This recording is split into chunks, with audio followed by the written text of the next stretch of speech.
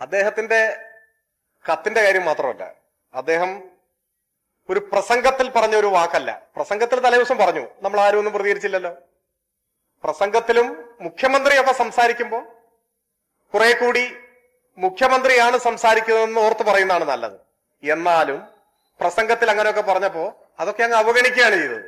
നമ്മൾ ആരും അത് ഏറ്റുപിടിക്കാൻ പോയിട്ടില്ല. പകരം ഞങ്ങൾ ഉയർത്തിയ വിമർശനം മറ്റൊന്നാണ്. ശ്രീ രേവന്ത് റെഡ്ഡി കേരളത്തിൽ വന്ന് കോൺഗ്രസിന് വോട്ട് പിടിക്കുമ്പോൾ അദ്ദേഹത്തിന്റെ സംസ്ഥാനത്ത് 25 മാസമായിട്ട് പെൻഷൻ മുടങ്ങി കിടക്കുകയാണ്.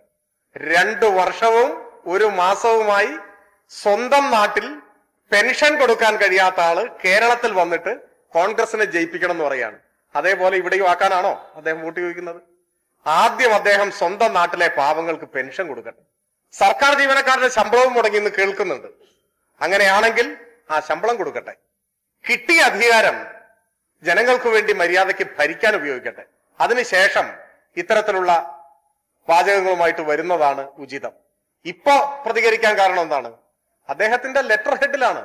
അതിന്റെ ഒരു ഔദ്യോഗിക സ്വഭാവമില്ലേ? മുഖ്യമന്ത്രിയുടെ ഔദ്യോഗിക ലെറ്റർ ഹെഡിൽ ഇത്തരം പരാമർശങ്ങൾ എഴുതി പ്രസിദ്ധീകരിക്കുകയാണ് അദ്ദേഹം. അത് വളരെ അസാധാരണമാണ്, വിചിത്രമാണ്. ആ സ്ഥാനത്തിരിക്കാൻ അദ്ദേഹത്തിന് എത്രമാത്രം അർഹതയുണ്ട് എന്ന് അദ്ദേഹം പരിശോധിക്കട്ടെ.